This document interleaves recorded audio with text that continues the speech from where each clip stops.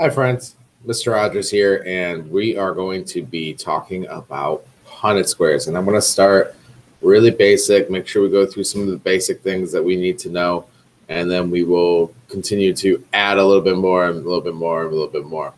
So, things that kind of just are assumed that you remember from 10th grade. So, let me go through some of these. So, right off the bat, you are assumed to know the basic rules and words. So one of the big ones is what the different things are. So big A, or two capital letters in general.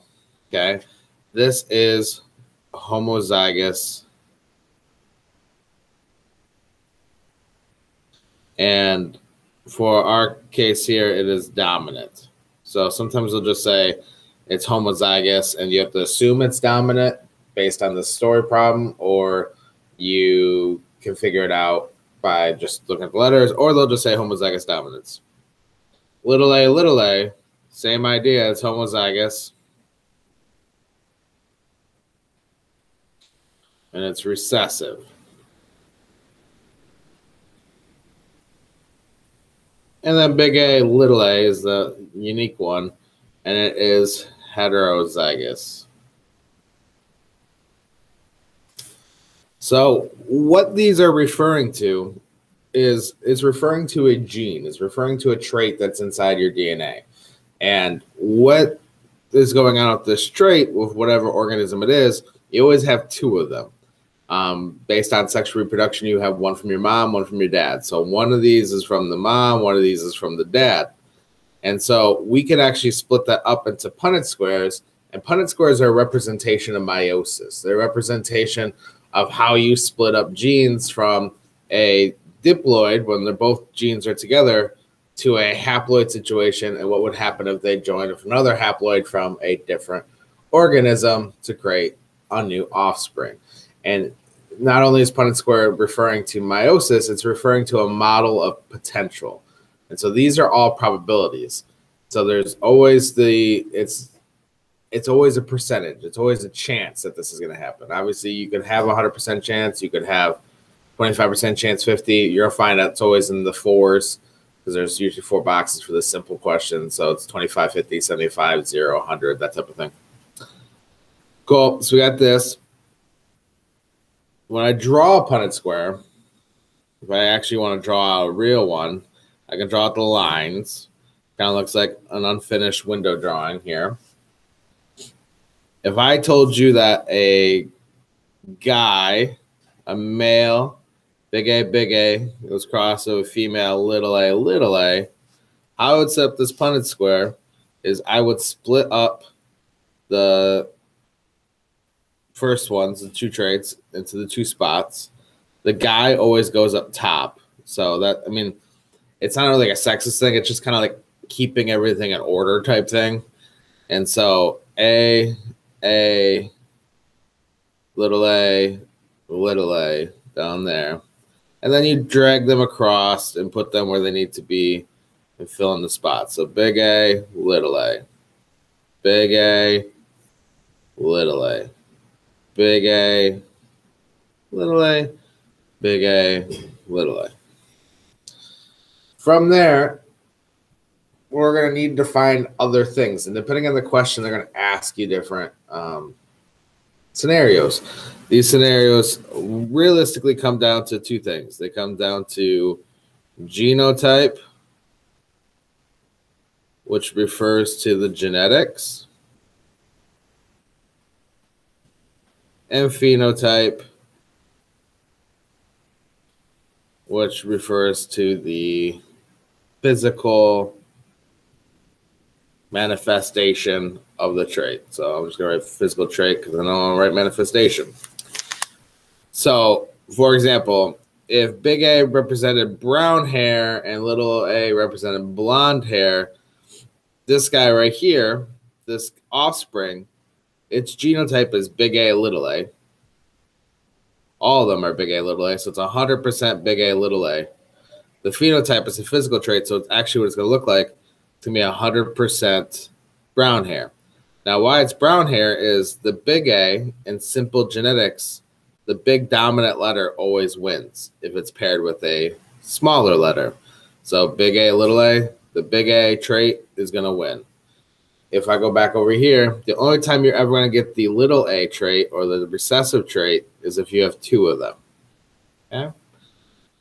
All right, so how you can set up problems. In math class, they give you guys different setups for problems. That way you can keep it consistent and it's easy to follow. Same thing with Punnett squares. You can do the same thing. So the first thing I do when I get a question that's a Punnett square question is I find out exactly what each trait is. So if I go number one here, I read the question and say it's about bees, bumblebees. Bees with a big B.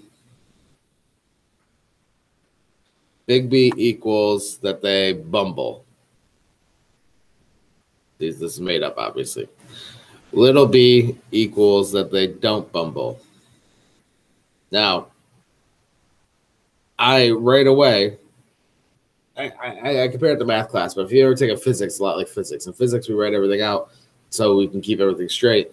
Right away now, I have the code here, like what's going on. So then I go through the problem, and I usually write out what the actual cross is that they're asking me to do. So, for example, if the cross is they're saying I want a big B, little b dad crossed with a little b mom. So I write it out. That way I can see it. Then I make my Punnett square. The dad always goes on the top, so he's going to be big B, little b. The mom's on the side, little b. And I go across and they do this. You'll see I didn't put in the boxes this time. I mean, it's just what you want. I mean, that's just what I do. I don't like to waste time and do it. But if you want to put the boxes, it's not a big deal. So I go through and I do it. And I find out that, okay, so there's 4 possible offspring here. If they equal 100% total, so this is 100% of the offspring. So I first do the genotype. So I write out genotype.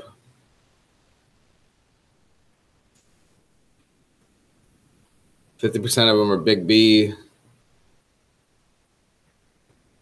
little b. 50% is little b. And then the phenotype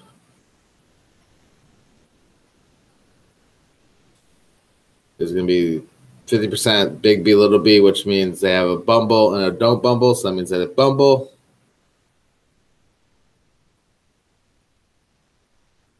And 50% of them don't bumble.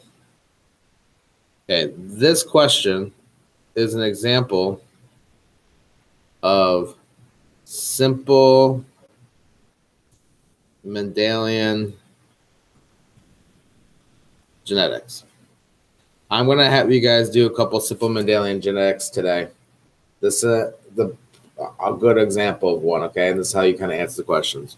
There's one other section I want you guys to realize. So when Mendel, the scientist that figured this out, the monk that figured it out, you learned about him in 10th grade. I'm not going to, sorry about dropping the mic. I'm not going to waste my time going over him even more.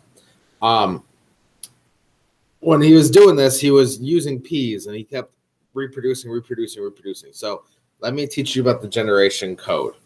So you're going to get to some questions about generations.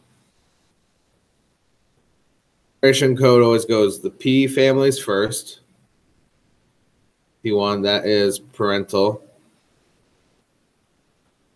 And then every offspring after that is familia.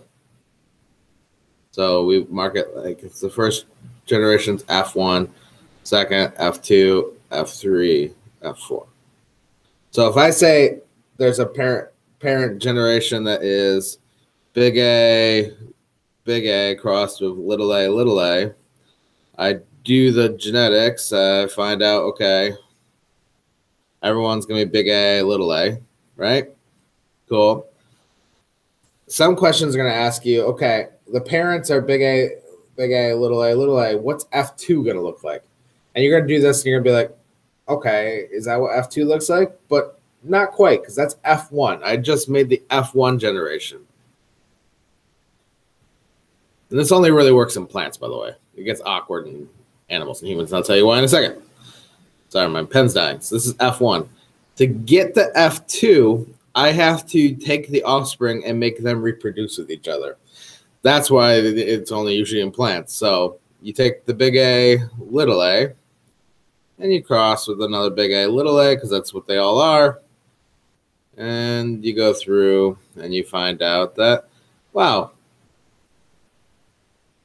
there's going to be a 25% chance in the F2 generation. In the F2 generation, that little a is going to come back.